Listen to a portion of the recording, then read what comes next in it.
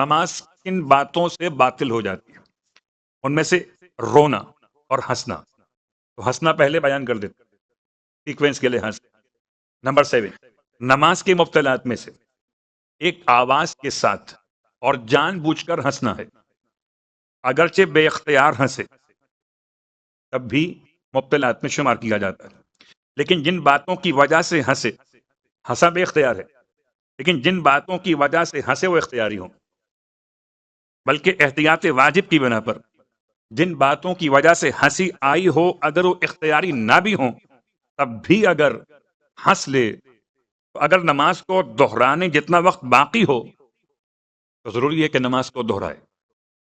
لیکن اگر جان بوجھ کر بغیر آواز کے ہنسے یا سہون آواز کے ساتھ ہنس بیٹھا ہو تو اس کی نماز میں کوئی حرج نہیں. تو جان بوجھ کر ہنسنا حالت نماز میں نمبر 1 اور آواز کے ساتھ.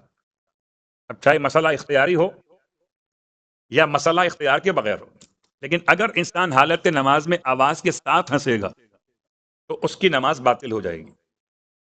ویسے یہ بات یاد رکھیں کہ انسان کبھی کبھی ایسا ہو جاتا ہے جب انوالو ہو جائے اطراف کے ماحول میں. بچے گھر میں بیٹھے باتیں کر رہے ہیں اور ان کی آواز آپ تک آ رہی ہے اور آپ کے چہرے پر مسکراہٹ آ گئی.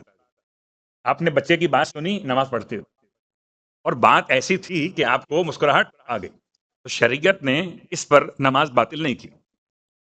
لیکن اگر کوئی انسان آواز کے ساتھ ہنسنے لگے تو بہرحال نماز کی کیفیت کے خلاف واقع ہو جائے گا. پھر اگر وقت میسر ہو تو انسان کو نماز دوبارہ پڑھنی ہوگی. یہ نماز باطل ہو جائے گی اگر انسان جان بوجھ کر آواز کے ساتھ ہنسے.